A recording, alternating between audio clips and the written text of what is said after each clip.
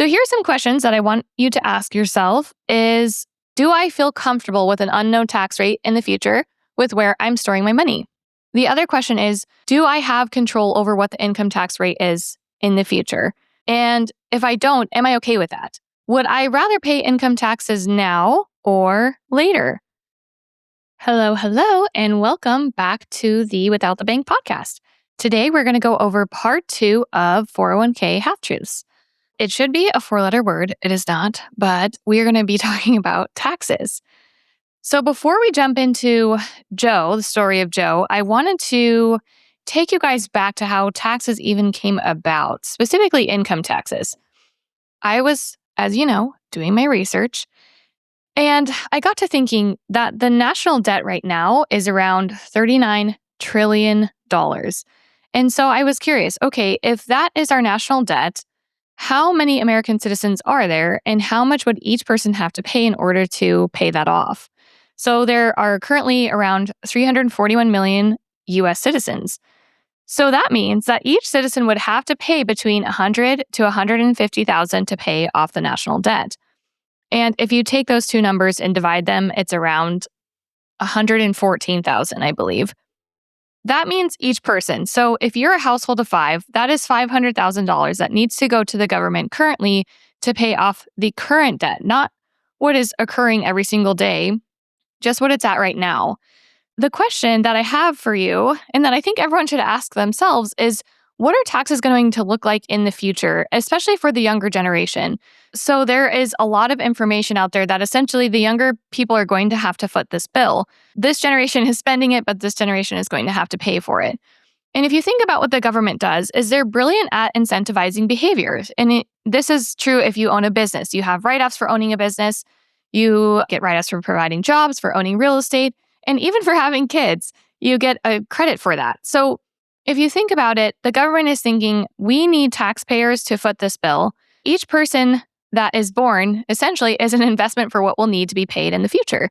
This also gets me thinking that a lot of people misunderstand what tax-deferred actually means. So a 401k plan is tax-deferred. So that means that you are not taxed until you take it out. And if we go way back to when income tax first started, it happened because we were funding the Civil War. So Abraham Lincoln signed into existence the first federal income tax, and this happened on August 5th, 1861. So a lot of people don't know this, and I actually just learned this recently, was that this was meant to be temporary to fund the war. The primary reason for the tax was to generate immediate revenue to pay the mounting costs of the Union war effort. So essentially to pay interest on the public debt, which is what our tax dollars go towards today. It was repealed, and then it was made into law in 1913. So if you think about what's happening, just to kind of condense it, is our US government is spending this money for all sorts of things, social programs, war efforts, whatever the case is, they're actively spending this money. How this is being paid off is by taxing the citizens.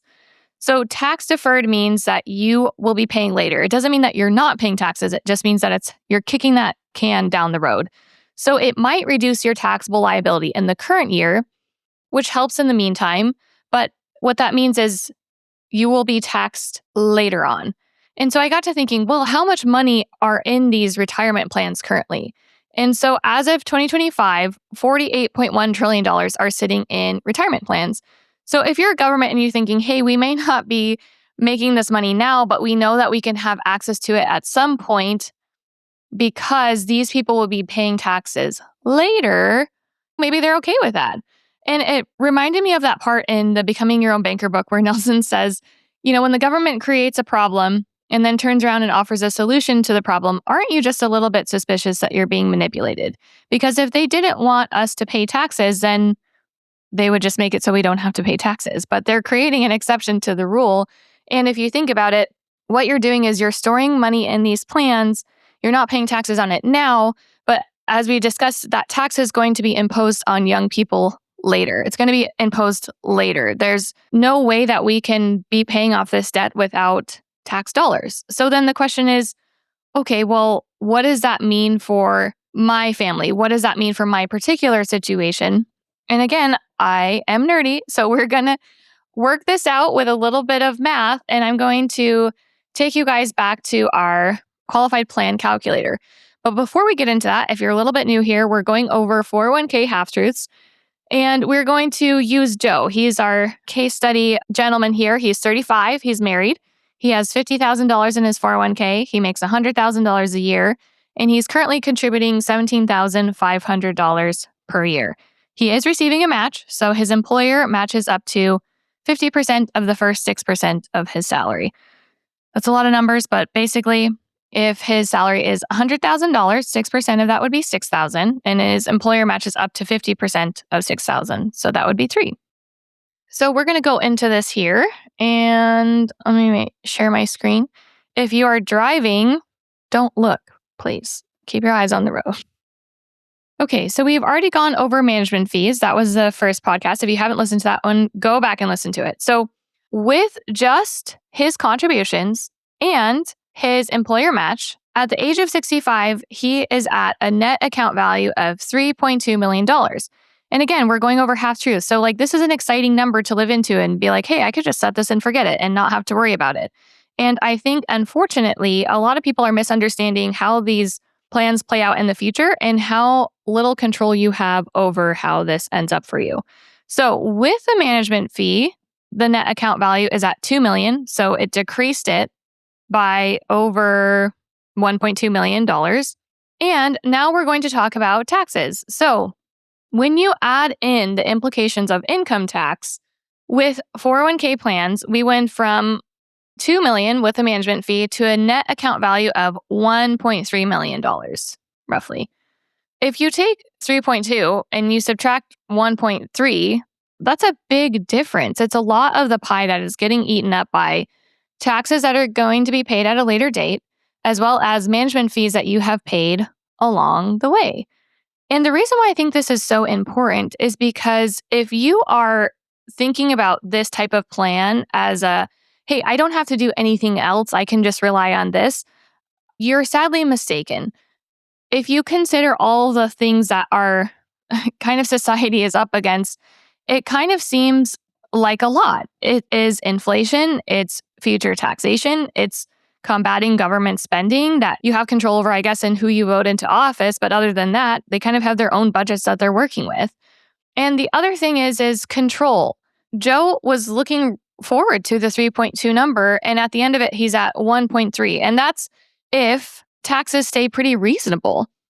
So this is a short half-truth podcast for you today, but I think that the impact of that number discrepancy is really large. And so if you are currently putting money in a 401k, if it were me, I would be asking a lot of questions. What control do I have over this? Am I okay with not knowing what the tax rate is going to be when I'm 65? With the way that the government spending is going, what do I personally think that it's going to be? And am I okay with putting my money in this environment? And again, caveat, I am not a financial advisor. So go talk to your HR person and your financial advisor if you have one and ask them these questions, because I think that it is important that when you have the information that you need in order to make a decision, you are empowered.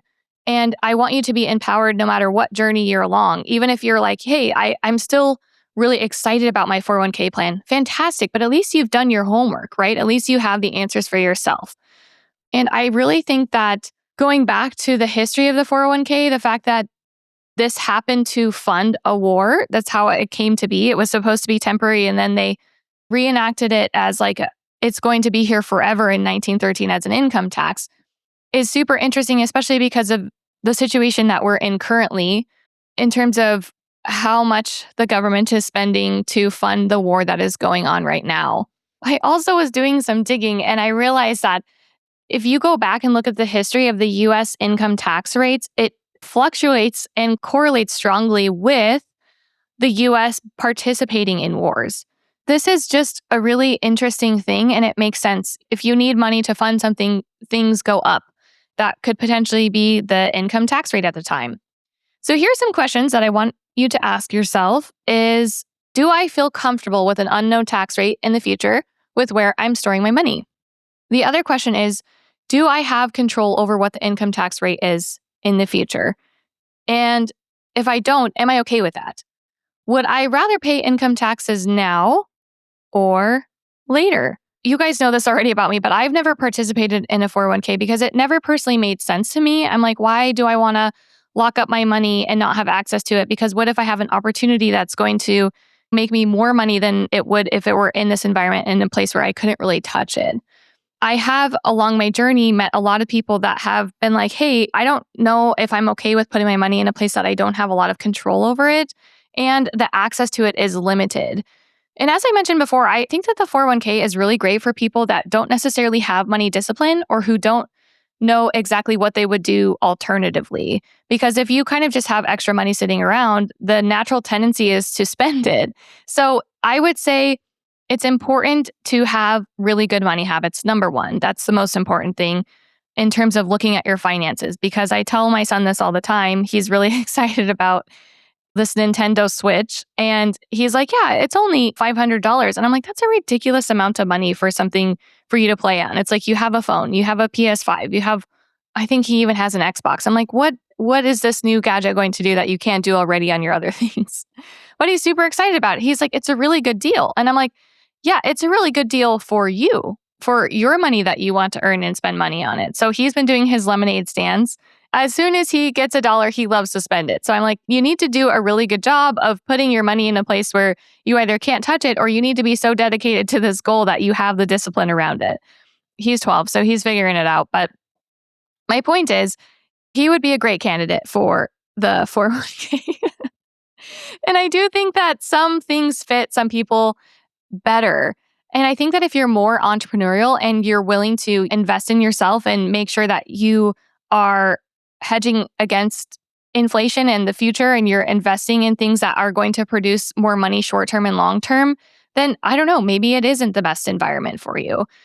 But I'm just walking you guys along my personal journey in terms of how I think about it. But I remember sitting down with one of my clients. He is a rehabilitation doctor and he makes a really decent amount of income. And when I asked him what he enjoyed about where he was putting his money currently, he didn't have an answer for me. And he's like, no one has ever asked me that question. And I'm like, well, it's your money. It's your money, so you should have the answer. Even if you come to me or Mary Jo or John or whoever, you need to know your own answer. And you need to have the information in order to come up with that answer. Sure, but you should have a full understanding of what it is that you're doing and if it is allowing you to accomplish what you want to in the time frame that you want to. And so he ended up putting a large portion inside of policies because he's like, I want to have access to this in order to do real estate deals, in order to, he also likes the stock market, which is not really my thing, admittedly, but he enjoys it. So to him, what was important was having access instead of having it locked up. And I think that that's really the question that you have to ask yourself is, am I okay with this being locked up? And if not, what else could I be doing with this money that will allow me to have cash flow, to have access, to invest in my skills, whatever it is? I just think that it's really good to have that answer for yourself personally. So now we know how taxes impact the 401k plan, and that tax deferred means you're paying taxes later. And with government spending, we don't know how much that's going to be at that time. Another way to describe this is I'm going to make a deal with the audience that you give me your money every single month out of your paycheck until you're 65 or let's say 70. And I will tell you that you can participate in some of the earnings. You will also participate in all of the losses. So that could be more than you've put in. It could be less than you put in. And I will also give you a small percentage of what you contribute and also add it to your plan. When it comes time for you to take the money out of the plan, I will tell you that now I'm going to tax you on this money that you're taking out. And I also don't know how much is going to be in there due to market performance. So are you okay with those rules, right? We talked about that really long game that I played with my best friend and her husband. I think it's called hand and foot game. Oh my gosh, the rules to this game were so intense. And I was like, you know what? This game was really fun, but I don't know if I would have played this game if I would have known how long it was going to take to go over the rules. So know the rules. Know the rules of where you're putting your money, why you're putting it there, and ask yourself really good questions. Because I think that When someone tells you something, it's kind of like you brush it off as like, yeah, whatever. But if you ask yourself a question and you have curiosity around what you're doing and you're open minded to looking into different things, it opens up so many doors and so many possibilities to be excited about, quite frankly. I was also sitting, this is another story of this woman I had gone to high school with. And, she was earning a really good income. She's like, I really just would love to buy a house. And she's like, if I just had $30,000, I would be able to do that. And I was like, you know what? You actually do have $30,000, but it's sitting in your 401k plan. It's sitting in your qualified plan. And there are a lot of different rules in terms of how you can access that money. But I just thought it was interesting that it was so out of sight, out of mind for her because it wasn't something that she could readily access. So I hope those questions helped. If you guys have any other topics that you want me to cover, please let me know. Email me at Tris@withoutthebank or MaryJo@withoutthebank. This has been a fun little series that I have enjoyed putting together and nerding out over looking up the history of taxes. This is going to be a 5-part series. So next time we're going over something different for the 401k plan. So make sure you tune in and listen to the next episode. All right. With that being said, you guys have a amazing rest of your day. And thank you for being here with me. All right. Bye.